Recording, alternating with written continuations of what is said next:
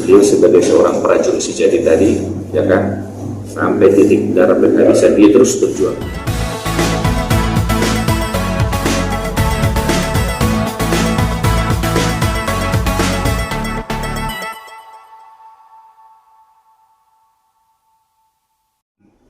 Baru-baru ini kita buat karena kita melihat begitu beratnya tekanan yang dituduhkan kepada saudara Gibran sebagai Cawapres 02. Tekanan itu kita lihat dari berbagai pihak yang pada intinya sangat intinya itu penilaian negatif karena umurnya masih muda, dibilang tidak pantas lah untuk menjadi Cawapres, dibilang dinasti lah, segala macam, dibilang produk haram dari konstitusi lah, saya bilang, dibilang oleh pihak-pihak yang tidak senang dengan dia.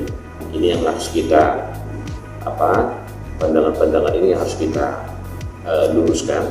Dan sebagai anak muda, saya sebagai anak muda dan juga teman-teman yang lain yang setuju dengan saya, kita harus dukung teman anak muda untuk bisa memimpin negara kita, negara Indonesia ini lebih baik ke depan. Jadi kepemimpinan itu kan tidak melulu menjadi faktor utama adalah umur yang tua, belum tentu.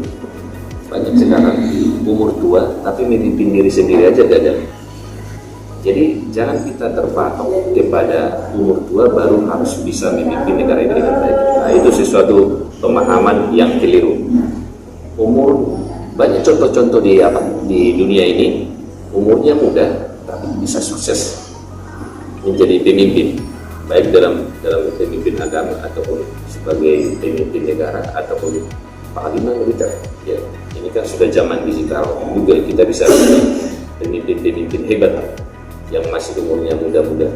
Jadi kalau strategi khusus tidak ada, tapi yang hal umum aja yang kita mau lakukan, bahwa saat ini ada cawapres yang mewakili daripada generasi anak muda, di mana Pak Gibran ini sebagai anak muda banyak ditentang oleh banyak pihak. Ya kan, ini harus kita lawan, ya kan? Bahwa anak muda juga mempunyai kemampuan, harus diberikan kesempatan untuk memimpin bagaimana supaya negara kita ini bisa jauh lebih baik. Jadi saya secara pribadi pun dan sebagai praktisi hukum menyalahkan putusan MK itu. Menurut saya yang bagus itu sebenarnya pemahaman saya usia pemilih itu kan 17 tahun atau sudah pernah menikah. Nah, seharusnya juga usia yang harus dipilih, ya kan, pemilih dan dipilih harus sama. Bebannya itu di sini pemilih 17 tahun atau sudah pernah menikah, ya di sini juga hak untuk dipilih itu ya berusia 17 tahun atau sudah pernah menikah. Mengenai nanti apakah itu dia lolos sebagai presiden atau sebagai wakil presiden, ya kan masyarakat yang memilih. Tapi hak konstitusi yang dimiliki oleh warga negara yang melekat padanya itu harus kita dukung dan itu haknya. Begitu. Jadi jangan orang dihalang-halangi untuk untuk menggunakan hak konstitusi yang melekat pada dirinya.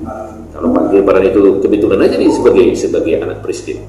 Nah, ketika dia sebagai warga negara biasa, dia kan mempunyai hak untuk memilih dan dipilih. Jadi jangan kita menghakimi terlalu dalam. Satu hal yang saya lihat adalah sifat pantang menyerah. Sifat pantang menyerah sampai tujuan tercapai. Ini kan suatu sikap yang positif, ya kan? Sikap yang positif. Dan saya lihat beliau ini kan secara duniawi sudah selesai gitu ya. Kalau dibilang dia menjadi capres untuk mencari uangnya dia sudah banyak. Kalau dia bilang dia capres untuk mencari famor atau supaya lebih terkenal, sudah terkenal selama ini.